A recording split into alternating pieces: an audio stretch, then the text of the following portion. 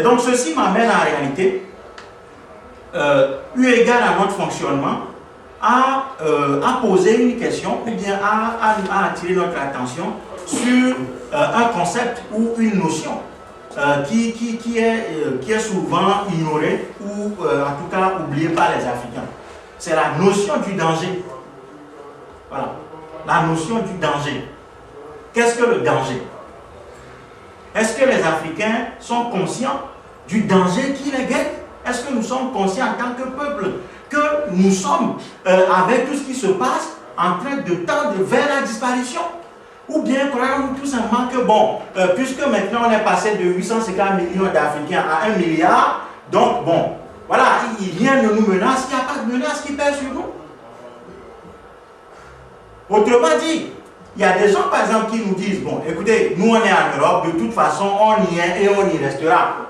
Rien ne nous menace. Voilà, il n'y a pas de problème, le métissage est confirmé, donc c'est fini. Il n'y a plus rien à craindre. Je rappelle simplement que les Juifs étaient aussi en sécurité. Hein. Ils se croyaient même plus sécurisés que les nationaux ici. Jusqu'au jour où Hitler va surgir. Et plus jamais les Juifs n'auront de paix. Voilà. Donc si les Africains croient que bon, le monde, c'est un temple, c'est une église où tous les peuples peuvent venir s'embrasser et que bon, il n'y a pas de danger qui nous menace et que bon, voilà. Non, écoutez, c'est pas tout le monde qui est mauvais. Eux tous, ils ne sont pas mauvais. Il y a des bons dedans. Bon. Et donc, bon, rien ne nous menace. On se laisse aller. Nous allons tendre vers la disparition. Voilà. Et il y a des plans. Ceci a été matérialisé en Afrique du Sud, dans les années d'apartheid. Ces puissances occidentales ont doté l'Afrique du Sud des armes biologiques et chimiques contre le peuple noir. Il y a des armes qui ont été fabriquées en Afrique du Sud qui ne réagissent qu'au contact de la mélanine, de la peau noire. C'est-à-dire que des gens allaient dans un hôpital. Vous croyez que, bon, voilà, le médecin, il prend le même vaccin dans le même tube. Il y a un blanc et un noir, on les sémine à un blanc. Bon, lui n'a rien, mais le noir, lui, il a des problèmes. Bon, l'histoire de la grippe H1N1 en France. La France a commandé 50 millions de doses. On n'a utilisé que 5 ou 6 millions. Le reste se trouve au Cameroun aujourd'hui. Hein? Paul Biya le prend. Nos peuples ne souffrent pas de grippe H1N1 au Cameroun.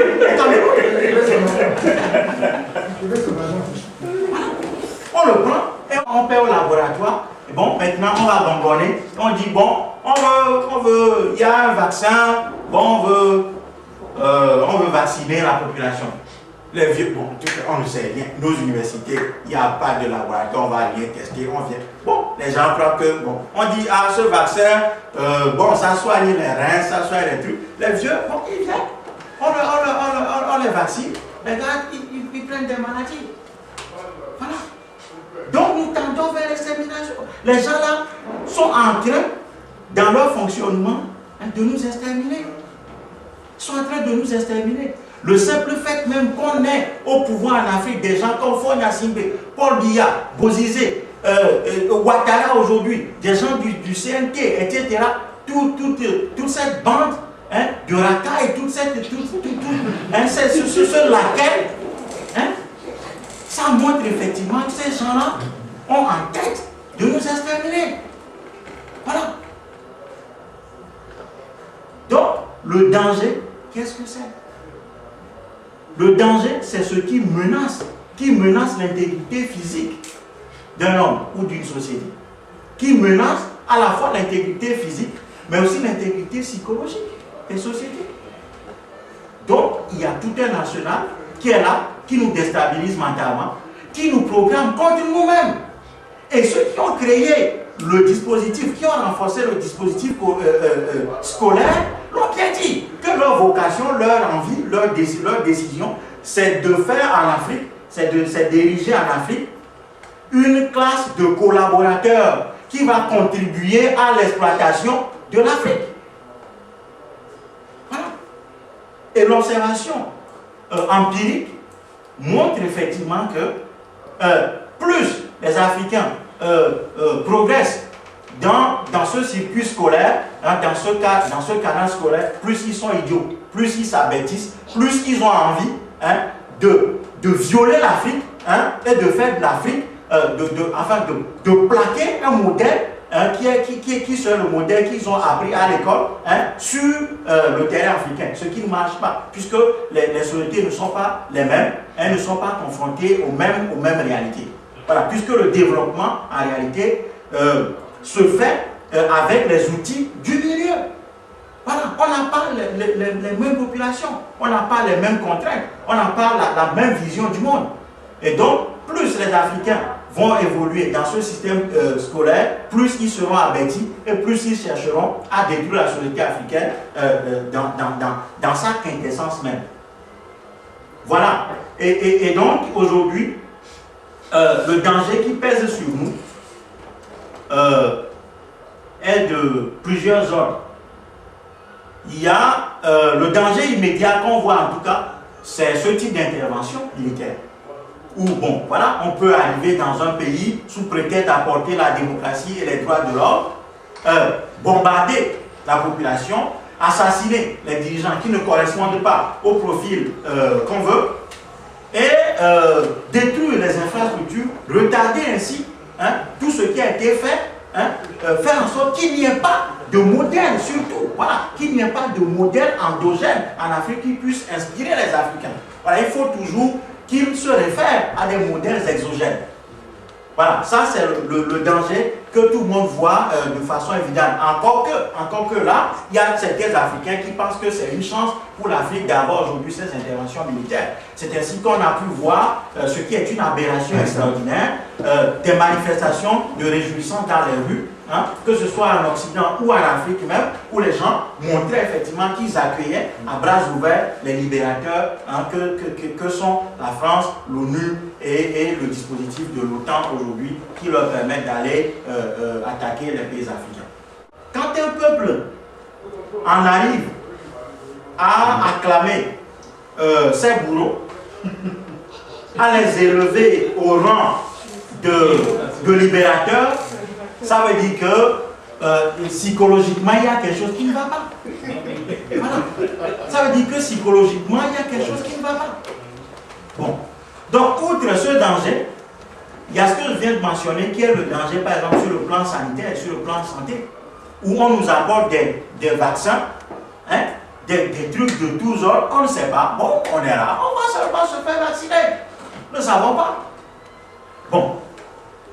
Il y a le danger des aliments, le danger alimentaire. Aujourd'hui, les OGM qui sont déversés en Afrique. Et dans ce même créneau, qu'est-ce qui se passe? Je lisais le Jeune Afrique. Bon, ça m'arrive de lire Jeune Afrique. Encore que Jeune Afrique, c'est... Tout le monde sait ce que c'est. Il ne faut pas dépenser de l'argent pour ça. Je lisais Jeune Afrique de cette semaine. Et j'ai vu, il y a une interview là-dedans, l'interview de Monsieur Afrique de la Chine. Voilà. La Chine aussi a un Monsieur Afrique maintenant. Et on pose la question à ce monsieur de savoir que la Chine a des terres en Afrique, cultive de la nourriture pour son peuple. Ben, et le monsieur dit, mais oui, mais ce n'est pas nous seuls qui le faisons.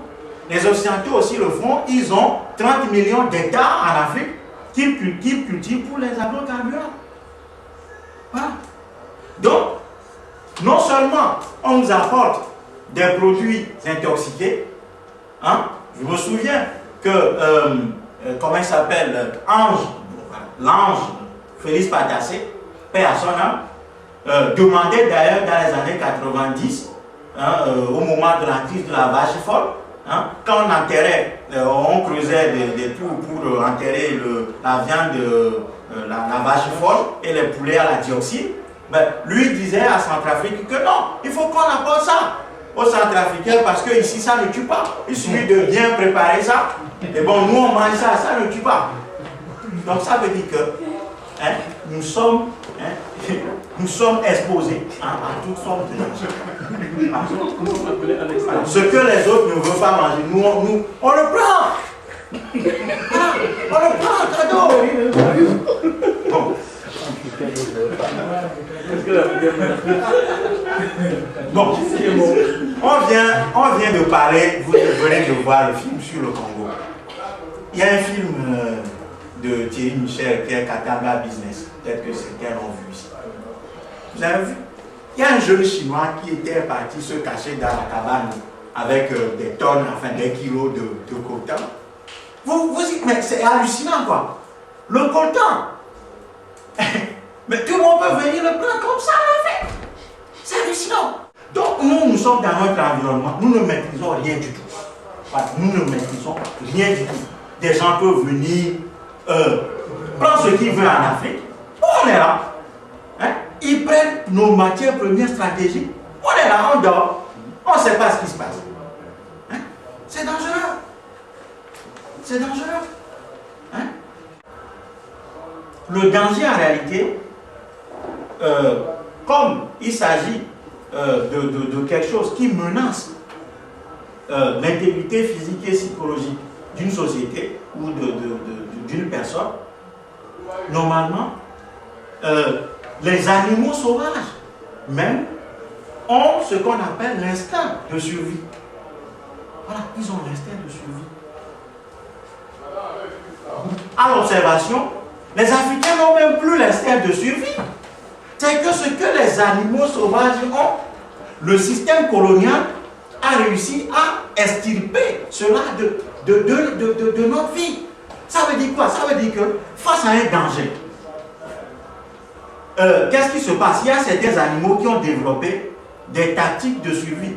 C'est-à-dire qu'il y a certains animaux qui ont appris à courir vite face au danger pour pouvoir éviter de mourir, ou bien d'autres ont développé l'agressivité, donc de passer à l'attaque face à un danger, ou d'autres réagissent collectivement en meute ou en groupe pour pouvoir survivre.